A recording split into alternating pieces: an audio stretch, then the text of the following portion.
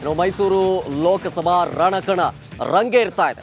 ಇಲ್ಲಿ ಪ್ರಮುಖವಾಗಿ ರಾಜಸ್ಥಾನ ಫಾರ್ಮುಲಾವನ್ನ ಅನುಸರಿಸೋದಕ್ಕೆ ಬಿಜೆಪಿ ಮುಂದಾಗಿದೆಯಾ ಅನ್ನುವಂಥ ಪ್ರಶ್ನೆ ಉದ್ಭವಿಸ್ತಾ ಇದೆ. ಇಲ್ಲಿ ಯದುವೀರ್ ಒಡೆಯರ್ ಅವರಿಗೆ ಟಿಕೆಟ್ ಕೊಡೋದಕ್ಕೆ ಬಿಜೆಪಿ ನಾನು ಪ್ಲಾನ್ ಮಾಡ್ಕೊಂಡಿದೆಯಾ ಅನ್ನುವಂಥ ಪ್ರಶ್ನೆ ಕೂಡ ಉದ್ಭವಿಸ್ತಾ ಇದೆ. ಆ ಮೂಲಕ ಮೈಸೂರು ಲೋಕಸಭಾ ಕ್ಷೇತ್ರದಲ್ಲಿ ಲೋಕಕಣ ರಂಗೇರ್ತಾ ಇದೆ.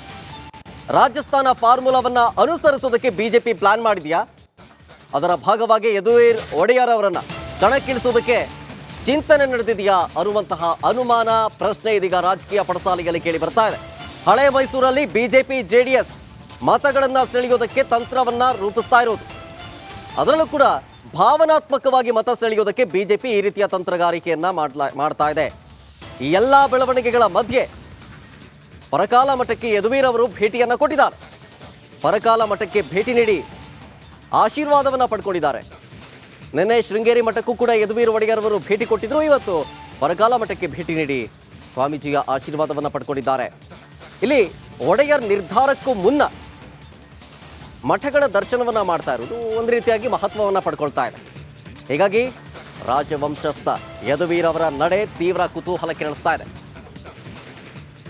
ಇದ್ರ ಬಗ್ಗೆ ಹೆಚ್ಚಿನ ಡೀಟೇಲ್ಸ್ ಕೊಡ್ತಾರೆ ನಮ್ಮ ಮೈಸೂರು ಪ್ರತಿನಿಧಿ ವಿನೋದ್, ನಮ್ಮ ಜೊತೆಗೆ ನೇರ ಸಂಪರ್ಕದಲ್ಲಿ. ವಿನೋದ್, ಲೋಕಸಭಾ ಎಲೆಕ್ಷನ್ ನಲ್ಲಿ ಶತಾಯಗತಾಯ ಕ್ಲೀನ್ ಸ್ವೀಪ್ ಮಾಡಲೇಬೇಕು ಅಂತ ಹೇಳಿ ಬಿಜೆಪಿ ಜೆಡಿಎಸ್ ಮೈತ್ರಿ ಮಾಡಿಕೊಂಡಿದೆ. ಅದರಲ್ಲೂ ಸೆಂಟರ್ ಆಫ್ ಅಟ್ರಾಕ್ಷನ್ ಅನ್ನುವಂತೆ ಮೈಸೂರು ಲೋಕಸಭಾ ಕ್ಷೇತ್ರದಿಂದ ಯದುವೀರ್ ಒಡೆಯರ್ ಅವರು ಸ್ಪರ್ಧೆ ಮಾಡ್ತಾರಾ, ಅವರನ್ನು ಇಳಿಸೋದಕ್ಕೆ ಬಿಜೆಪಿಯಲ್ಲಿ ಚಿಂತನೆ ನಡೆದಿದೆಯಾ ಅನ್ನುವಂತಹ ಪ್ರಶ್ನೆ ಇದೀಗ ರಾಜಕೀಯ ಪಡಸಾಲಿಗೆಯಲ್ಲಿ ಕೇಳಿ ಬರ್ತಾ ಇದೆ. ಡೀಟೇಲ್ಸ್ ಕೊಡೋದಾದ್ರೆ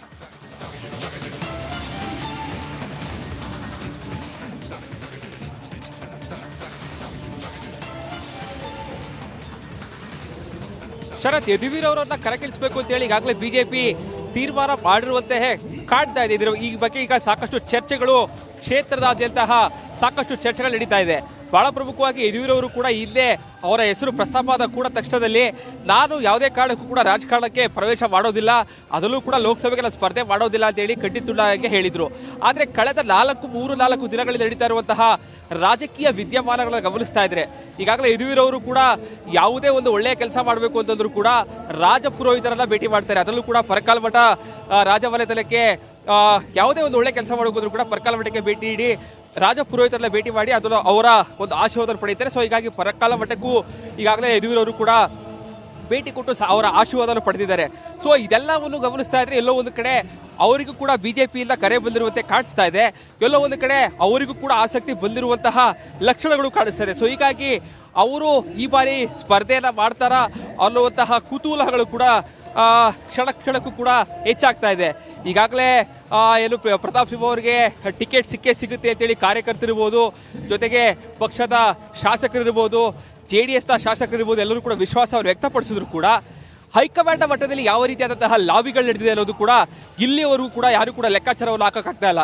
ರಾಜಕೀಯ ಲೆಕ್ಕಾಚಾರಗಳೇ ಈ ರೀತಿ ಇರುತ್ತೆ ಅನ್ನೋದು ಕೂಡ ಸಾಕಷ್ಟು ಊಹೆ ಮಾಡೋದು ಕೂಡ ಯಾರು ಕೂಡ ಅನಿಸೋದಿಲ್ಲ. ಅದೇ ರೀತಿ ಮೈಸೂರು ಕೊಡಗು ಮತ್ತು ಲೋಕಸಭಾ ಕ್ಷೇತ್ರಕ್ಕೆ ಈ ಬಾರಿ ಅಚ್ಚರಿಯ ಅಭ್ಯರ್ಥಿ ಬಂದರೂ ಬರಬಹುದು ಅನ್ನುವಂತಹ ಲೆಕ್ಕಾಚಾರಗಳ ನಡುವೆ ಯದುವೀರ್ ಅವರ ಹೆಸರು ಬಂದಿರೋ ಕಾರಣಕ್ಕಾಗಿ ಅದರಲ್ಲೂ ಕೂಡ ಏನೋ ಬಿಜೆಪಿ ಈ ಬಾರಿ 22 ಕ್ಷೇತ್ರಗಳಲ್ಲಿ ಗೆಲ್ಲಬೇಕು ಅಂತೇಳಿ ಸಾಕಷ್ಟು ಪ್ಲಾನ್ಗಳನ್ನ ರೂಪಿಸ್ಕೊತಾ ಇದೆ.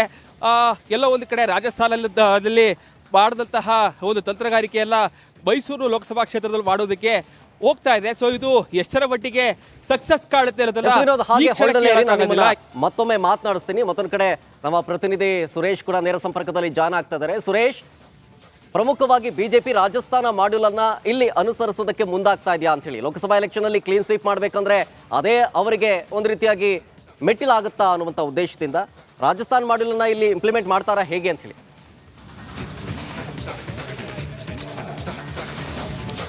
ಶರತ್, ಪ್ರತಿ ಬಾರಿಯ ಚುನಾವಣೆಯಲ್ಲೂ ಕೂಡ ಬಿಜೆಪಿ ನಾಯಕರು ಹೊಸ ಸ್ಟ್ರಾಟಜಿಗಳನ್ನು ಮಾಡ್ತಕ್ಕಂಥದ್ದು, ಹೊಸ ಮುಖಗಳನ್ನು, ಅಚ್ಚರಿ ಮುಖಗಳನ್ನು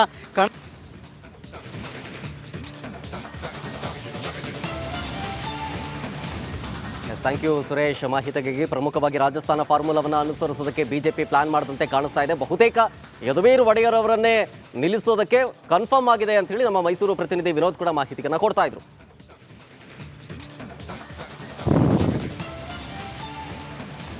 ಪ್ರತಾಪ್ ಸಿಂಹ ಅವರಿಗೆ ಟಿಕೆಟ್ ನೀಡುವಂತೆ ಈಗ ಭರ್ಜರಿ ಕ್ಯಾಂಪೇನ್ ನಡೀತಾ ಇರುವಂಥದ್ದು. ಅದು ಕೂಡ ಸೋಷಿಯಲ್ ಮೀಡಿಯಾದಲ್ಲಿ ಪ್ರತಾಪ್ ಸಿಂಹ ಅವರಿಗೆ ಟಿಕೆಟನ್ನು ನೀಡಲೇಬೇಕು ಅಂತ ಈಗ ಸೋಷಿಯಲ್ ಮೀಡಿಯಾದಲ್ಲಿ ಭರ್ಜರಿ ಪ್ರತಾಪ್ ಸಿಂಹ ಪರ ಬ್ಯಾಟಿಂಗ್ ಕೂಡ ನಡೆಸ್ತಾ ಇರುವಂಥದ್ದು. ಇನ್ ಕೇಸ್ ಏನಾದರೂ ಪ್ರತಾಪ್ ಸಿಂಹ ಅವರಿಗೆ MP ಟಿಕೆಟ್ ಏನಾದರೂ ಮಿಸ್ ಆದರೆ ನಾವು ಹೋರಾಟವನ್ನು ಮಾಡ್ತೀವಿ ಎನ್ನುವಂತಹ ನಿಟ್ಟಿನಲ್ಲಿ ದೊಡ್ಡ ಮಟ್ಟದಲ್ಲಿ ಸೋಷಿಯಲ್ ಮೀಡಿಯಾದಲ್ಲಿ ಈಗ ಕ್ಯಾಂಪೇನ್ ಈಗ ಶುರುವಾಗಿದೆ. ಈಗ ಪ್ರತಾಪ್ ಸಿಂಹ ಅವರಿಗೆ ಟಿಕೆಟ್ ಏನಾದರೂ ನೀಡದಿದ್ರೆ ಹೋರಾಟದ ಎಚ್ಚರಿಕೆಯನ್ನು ಕೂಡ ನೀಡ್ತಾ ಇರುವಂಥದ್ದು. ಪ್ರತಾಪ್ ಸಿಂಹಗೆ ಟಿಕೆಟ್ ಕೊಡ್ತಿದ್ರೆ ನೋಟಾಗೆ ವೋಟ್ ಹಾಕ್ತೀವಿ, ಅಡ್ಜಸ್ಟ್ಮೆಂಟ್ ಪಾಲಿಟಿಕ್ಸ್ ಬಗ್ಗೆಯೂ ಕೂಡ ಆಕ್ರೋಶ ವ್ಯಕ್ತವಾಗ್ತಾ ಇದೆ. ಸೋಷಿಯಲ್ ಮೀಡಿಯಾದಲ್ಲಿ ಸಹಿ ಸಂಗ್ರಹ ಅಭಿಯಾನ ಕೂಡ ಶುರುವಾಗಿರುವಂಥದ್ದು.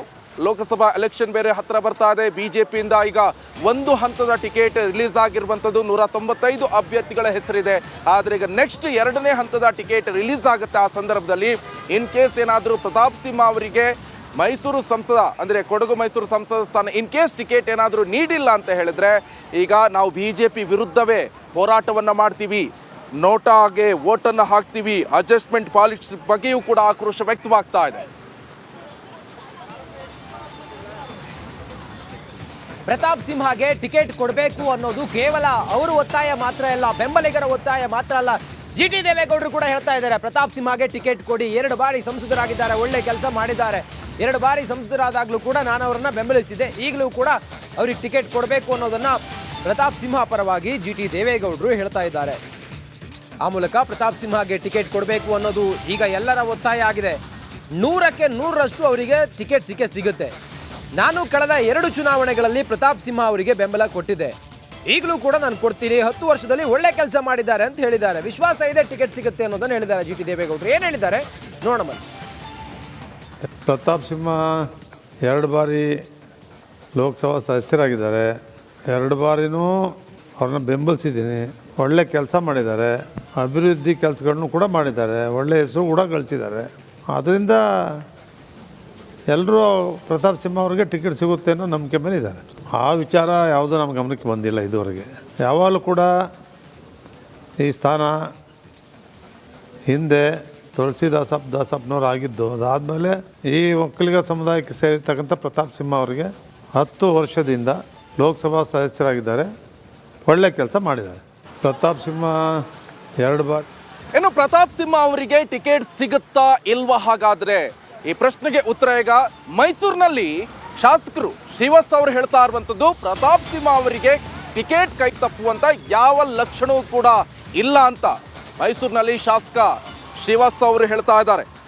ಸೊ ಮೈಸೂರಿನಲ್ಲಿ BJP ಶಾಸಕ ಶ್ರೀವಾಸ್ ವಿಶ್ವಾಸವನ್ನ ವ್ಯಕ್ತಪಡಿಸಿದ್ದಾರೆ. ನಾನು ರಾಜ್ಯ ನಾಯಕರ ಜೊತೆಯೂ ಕೂಡ ಮಾತನಾಡಿದ್ದೇನೆ, ಅಲ್ಲಿ ಕೂಡ ಬದಲಾವಣೆ ಬಗ್ಗೆ ಯಾವುದೇ ಮಾಹಿತಿ ಇಲ್ಲ. ಅಭಿಪ್ರಾಯ ಸಂಗ್ರಹ ಮಾಡಿದಾಗಲೂ ಕೂಡ ಅಪಸ್ವರ ಕೂಡ ಕೇಳಿ ಬಂದಿಲ್ಲ ಪ್ರತಾಪ್ ಸಿಂಹ ಅವರ ವಿರುದ್ಧ. ಎಲ್ಲರೂ ಕೂಡ ಪ್ರತಾಪ್ ಸಿಂಹ ಪರವಾಗಿಯೇ ಅಭಿಪ್ರಾಯವನ್ನ ವ್ಯಕ್ತಪಡಿಸಿದ್ರು. ಈ ನಿಟ್ಟಿನಲ್ಲಿ ಪ್ರತಾಪ್ ಸಿಂಹ ಅವರಿಗೆ ಈ ಟಿಕೆಟ್ ಎನ್ನುವಂಥದ್ದು ಕೈ ತಪ್ಪುವಂತ ಯಾವ ಲಕ್ಷಣವೂ ಕೂಡ ಕಾಣಿಸ್ತಾ ಇಲ್ಲ ಅಂತ ಹೇಳ್ತಿದ್ದಾರೆ. ಹಾಗಾದ್ರೆ ಏನು ಹೇಳಿದ್ದು ಕೇಳಿಸ್ಕೊಂಡು ಬರೋಣ. ಮಾತಾಡಿದಂಥ ಸಂದರ್ಭದಲ್ಲೂ ಸುಮಾರು ಬಂದಿರೋಂಥ ಎಲ್ಲ ಕಾರ್ಯಕರ್ತರು ಒಂದು ಟಿಕೆಟ್ ಕೊಡಗನವರು ಆಕಾಂಕ್ಷಿಗಳಿದ್ದಂಥ ಸಂದರ್ಭದಲ್ಲಿ ನಮಗೆ ಕೊಡಿ ಅಂತ ಕೇಳಿರೋದು ಬಿಟ್ಟರೆ, ಆ ರೀತಿಯಲ್ಲಿ ಪ್ರತಾಪ್ ಸಿಂಹ ಅವ್ರ ವಿರುದ್ಧ ಈಗೇನು ನೆನ್ನೆಯಿಂದ ನಡೀತಾ ಇದೆ ಆ ಥರದ ಚರ್ಚೆ ಎಲ್ಲೂ ಆಗಿಲ್ಲ.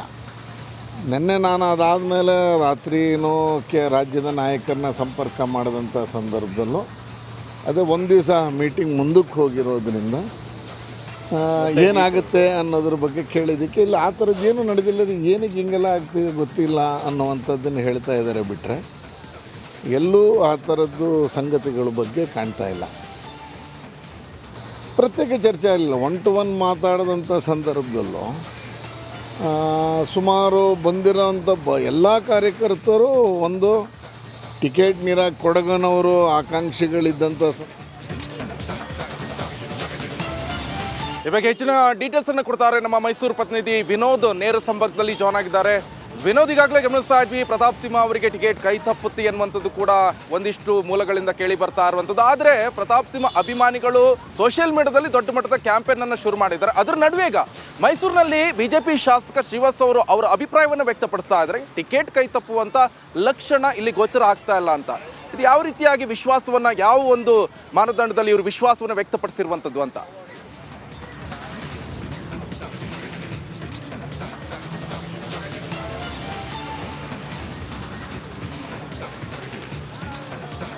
ಪ್ರತಾಪ್ ಸಿಂಹ ಅವರ ಟಿಕೆಟ್ ವಿಚಾರವಾಗಿ ಸ್ಥಳೀಯ ನಾಯಕರ ಮಟ್ಟದಲ್ಲಿ ಯಾವ ಡಿಸೈಡ್ಗಳು ಆಗ್ತಾ ಇಲ್ಲ. ಯಾಕಂದ್ರೆ ಸ್ಥಳೀಯ ಮಟ್ಟದಲ್ಲಿರ್ಬೋದು, ರಾಜ್ಯ ನಾಯಕರ ಮಟ್ಟದಲ್ಲೂ ಕೂಡ ಪ್ರತಾಪ್ ಸಿಂಹ ಅವರ ಪರವಾದಂತಹ ಒಲವಿದೆ.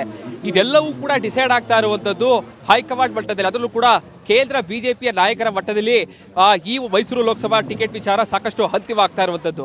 ಬಹಳ ಪ್ರಮುಖವಾಗಿ ಈಗಾಗಲೇ ಏನು ಮೈಸೂರು ಲೋಕಸಭಾ ಕ್ಷೇತ್ರ ಒಕ್ಕಲಿಗರ ಭದ್ರಕೋಟೆ ಆಗಿರುವಂತಹ ಕ್ಷೇತ್ರ, ಒಕ್ಕಲಿಗ ಮತಗಳು ಅತಿ ಹೆಚ್ಚಿರುವಂತಹ ಕ್ಷೇತ್ರ ಇದು. ಸೊ ಹೀಗಾಗಿ ಪ್ರತಾಪ್ ಸಿಂಹ ಅವರು ಒಂದು ರೀತಿಯಲ್ಲಿ JDS ನ ನಾಯಕರ ಜೊತೆ ಅತಿ ಹೆಚ್ಚು ವಿಶ್ವಾಸವನ್ನು ಇಟ್ಕೊಂಡಿದ್ದಾರೆ, ಜೊತೆಗೆ ಸಾಕಷ್ಟು ಒಡನಾಟ ಇಟ್ಕೊಂಡಿದ್ದಾರೆ. ಇದಕ್ಕೆ ಪ್ರತಿಯಾಗಿ ಇವತ್ತು GT ದೇವೇಗೌಡರು ಇರ್ಬೋದು, ಕಳೆದ 10 ವರ್ಷಗಳಿದ್ರು ಕೂಡ ಅವರಿಗೆ ಒಂದು ಒಳ್ಳೆಯ ಕೆಲಸಗಳ ಮಾಡಿದೆ ಅನ್ನುವಂತಹ ಒಂದು ಸರ್ಟಿಫಿಕೇಟ್ ಅನ್ನು ಕೊಡ್ತಾ ಇರುವಂತದ್ದು. ಕಳೆದ 10 ವರ್ಷಗಳಿಂದಲೂ ಕೂಡ ಅವರು ಒಳ್ಳೆಯ ಕೆಲಸಗಳು ಮಾಡ್ಕೊಂಡು ಬಂದಿದ್ದಾರೆ. ಜೊತೆಗೆ ಬಹಳ ಪ್ರಮುಖವಾಗಿ ಒಕ್ಕಲಿಗ ನಾಯಕ ಅಂತಲೂ ಕೂಡ ಅವರು ಮೆನ್ಷನ್ ಹೇಳ್ತಾರೆ. ತುಳಸಿ ದಾಸಪ್ಪಲ್ ಅವರ ನಂತರದಲ್ಲಿ ಒಕ್ಕಲಿಗರು ಯಾರು ಕೂಡ 10 ವರ್ಷ ಏನೋ ಸಂಸದರಾಗಿ ಆಯ್ಕೆ ಆಗಿರಲಿಲ್ಲ. ಪ್ರತಾಪ್ ಸಿಂಹ ಅವರು 10 ವರ್ಷಗಳಲ್ಲೂ ಕೂಡ ಸಾಕಷ್ಟು ಒಳ್ಳೆ ಕೆಲಸಗಳನ್ನ ಮಾಡ್ಕೊಂಡು ಬಂದಿದ್ದಾರೆ.